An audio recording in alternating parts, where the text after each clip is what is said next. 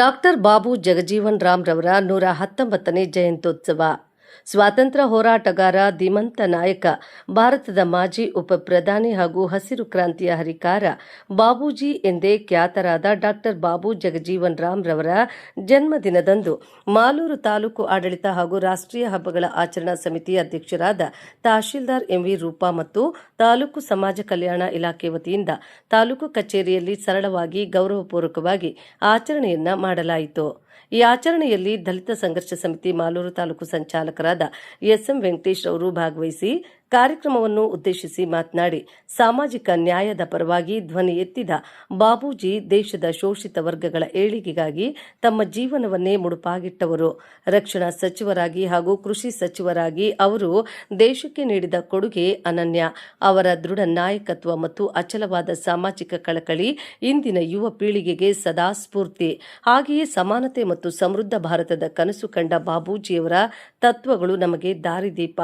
ಜಾತಿ ತಾರತಮ್ಯದ ವಿರುದ್ಧ ಹೋರಾಡಿ ಪ್ರತಿಯೊಬ್ಬರಿಗೂ ಘನತೆಯ ಬದುಕು ಸಿಗಬೇಕೆಂದು ಶ್ರಮಿಸಿದ ಈ ಮಹಾನ್ ಚೇತನದ ಸ್ಮರಣೆ ಮಾಡುವ ಮೂಲಕ ಎಲ್ಲರೂ ಗೌರವ ಸಲ್ಲಿಸಬೇಕೆಂದು ತಿಳಿಸಿದರು. ಈ ಸಮಯದಲ್ಲಿ ತಹಶೀಲ್ದಾರ್ ರೂಪಾರವರು ಮಾತನಾಡಿ, ಭಾರತ ದೇಶವನ್ನು ಬದಲಾಯಿಸಿದ ಪಾಕಿಸ್ತಾನದ 93,000 ಸೈನಿಕರನ್ನು ಅಕ್ಷರಶಃ ಮಂಡಿಯೂಡಿಸಿದ್ರು.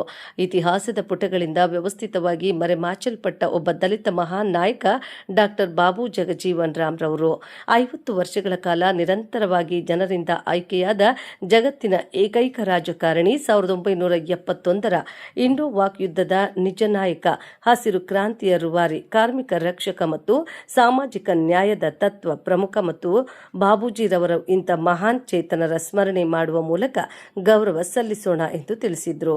ಈ ಸಮಯದಲ್ಲಿ ತಾಲೂಕು ಸಮಾಜ ಕಲ್ಯಾಣ ಇಲಾಖೆ ಅಧಿಕಾರಿ ಶಿವಕುಮಾರ್, ಕ್ಷೇತ್ರ ಶಿಕ್ಷಣಾಧಿಕಾರಿ ಕೆಂಪಯ್ಯ, ದಲಿತ ಸಂಘಟನೆ ಮುಖಂಡರುಗಳು ಇದ್ದರು. ವರದಿ ನಾರಾಯಣಸ್ವಾಮಿ, ಡಿಎನ್, ಮಾಲೂರು. ಬಾಬು ಜಗಜೀವನ್ ರಾಮ್ ಅವರ ಜಯಂತಿಯನ್ನು ಇಡೀ ರಾಜ್ಯದಲ್ಲಿ ಎಲ್ಲ ಸರ್ಕಾರಿ ಕಚೇರಿಗಳಲ್ಲಿ ಇವತ್ತು ಆಚರಣೆ ಮಾಡ್ತಾರೆ. ಬಾಬಾ ಸಾಹೇಬ್ ಅಂಬೇಡ್ಕರ್ ಮತ್ತು ಬಾಬು ಜಗಜೀವನ್ ರಾಮ್ ಇಬ್ಬರು ಮನುಷ್ಯನಿಗೆ ಎರಡು ಕಣ್ಣುಗಳಿದ್ದಾರೆ. ಇವತ್ತು ಕೆಲವೊಂದು ಅಡೆತಡೆಗಳಂದರೆ ನಮ್ಮನ್ನು ಹೊಡೆದಾಡ್ತಕ್ಕಂಥ ನೀತಿಯನ್ನು ಇವತ್ತು ಕೆಲವೊಂದು ಕೋಮಾದಿ ಶಕ್ತಿಗಳು ಮಾಡ್ತಾರೆ. ಬಾಬಾ ಜಗಜೀವನ್ ರಾಮ್ ರವರು ಕೀಳಲ್ಲ, ಅಂಬೇಡ್ಕರ್ ಅವರು ಕೀಳಲ್ಲ. ಇಬ್ಬರೂ ಸಹ ಈ ಸಮಾಜಕ್ಕೆ, ಈ ದೇಶಕ್ಕೆ ತನ್ನದೇ ಆಗಿರ್ತಕ್ಕಂಥ ಕೊಡುಗೆಯನ್ನು ಕೊಟ್ಟಿದ್ದಾರೆ. ಬಾಬಾ ಸಾಹೇಬ್ ಅಂಬೇಡ್ಕರ್ ಅವರು ಈ ದೇಶ ನಡೀಲಿಕ್ಕೆ ಒಂದು ಕಾರು ಹೋಗಬೇಕಾದ್ರೆ ನಾವು ಚಕ್ರ ಹೇಗೆ ಬೇಕೋ ಅದೇ ರೀತಿ ಈ ದೇಶ ನಡೀಬೇಕು ಅಂದರೆ ಸಂವಿಧಾನ ಬೇಕಾಗಿತ್ತು. ಆ ಸಂವಿಧಾನವನ್ನು ರಚನೆ ಮಾಡಿ ಈ ದೇಶ. ತದನಂತರ ಬಾಬು ಜಗಜೀವನ್ ರಾಮ್ ಅವರು ಏನು ರಾಷ್ಟ್ರೀಯ ಕಾಂಗ್ರೆಸ್ ಪಕ್ಷದಲ್ಲಿ ಚುನಾವಣೆಯಲ್ಲಿ ಸ್ಪರ್ಧಿಸಿ ಈ ದೇಶದ ಉಪ ಪ್ರಧಾನಮಂತ್ರಿಗಳಾಗಿ ಈ ದೇಶದಲ್ಲಿ ಒಂದು ಪರಿಸರದ ಕ್ರಾಂತಿಯನ್ನು ಮಾಡಿದಂತಹ ಮಹಾನ್ ಚೇತನ.